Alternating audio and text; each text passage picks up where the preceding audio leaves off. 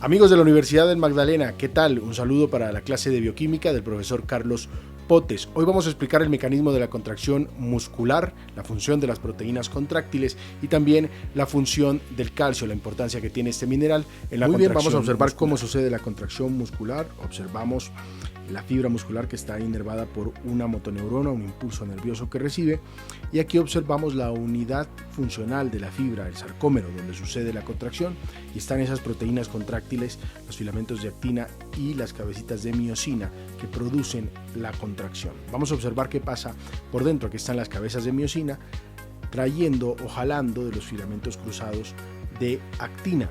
Esto sucede de acuerdo o gracias al ATP, que se convierte en ADP y hace esa tracción. Pero para que esto suceda es necesario que esto se active a través de los iones de calcio.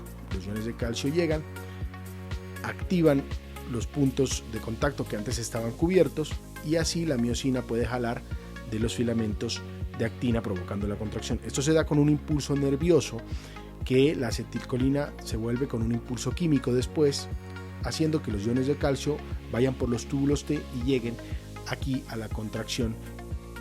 Muy bien, vamos a ver el mecanismo de la contracción muscular. Recuerda que la unidad funcional de la contracción, como habíamos dicho, en el músculo esquelético es el sarcómero. Tenemos el músculo esquelético que está formado por haces, los haces están formados por fibras y las fibras por miofibrillas. Esas miofibrillas tenemos dos tipos, las delgadas, que son las actinas, el filamento delgado, que es la actina, y el filamento grueso, que es la miosina. Recuerda, el sarcómero es la unidad funcional donde se encuentra en dos discos Z. Hoy vamos a ver el mecanismo de la contracción, que es muy importante, que lo debemos conocer. Podemos ver aquí los filamentos delgados y gruesos haciendo la tracción.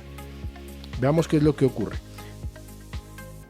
Los iones de calcio, que vas a ver en color morado, se unen a la troponina C. Estos son liberados por el retículo sarcoplasmático. Al unirse a la troponina, esta cambia de forma y provoca el desplazamiento de la tropomiosina. Este desplazamiento que estás viendo deja libre al sitio activo de la actina para que la cabeza de miosina se pueda unir a la actina. Recuerda que la cabeza de miosina será activada antes de que el mecanismo paso a paso de la contracción empiece. Esto ocurre cuando el ATP se une a la cabeza de miosina y produce la hidrólisis a ADP, dejando el ADP y un fosfato inorgánico. La energía liberada de la hidrólisis de la ATP activa la cabeza de miosina. Entonces la cabeza activada se une a la actina en ese sitio que quedó al descubierto, como se puede ver en el video. Y una vez ya está activada, se libera el fosfato inorgánico. Esto produce que la unión se fortalezca.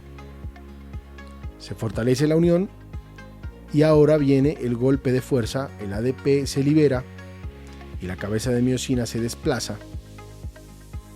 Es decir, la cabeza de miosina se desplaza el filamento de actina hacia la línea media. Ahora el cambio de ATP. Ahora viene otro ATP que se une a la cabeza de miosina y la unión entre la cabeza y la actina se debilita cuando llega el ATP y se separa la cabeza del filamento de actina. Pero después ocurre lo mismo, después se vuelve a activar la cabeza de miosina, el ATP se produce la hidrólisis al ADP, dejando el ADP y el fosfato inorgánico, y la energía liberada reactiva la cabeza de miosina y se vuelve a repetir lo mismo. Este es el mecanismo paso a paso. Siempre, mientras los sitios de unión de la actina estén expuestos, va a producir siempre lo mismo, se va a producir la contracción. Aquí podemos observarlo ya de manera más global.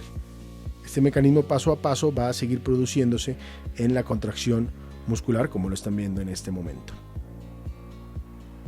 Ahora, cuando termina este mecanismo, es muy sencillo. Los iones de calcio son bombeados de regreso al retículo sarcoplásmico en la bomba de calcio. Entonces se fue el calcio, ahí entonces se vuelve a tapar los sitios de unión. La tropomiosina vuelve a su lugar original entonces la cabeza de miosina ya no tiene de dónde unirse y así termina el proceso de la contracción muscular.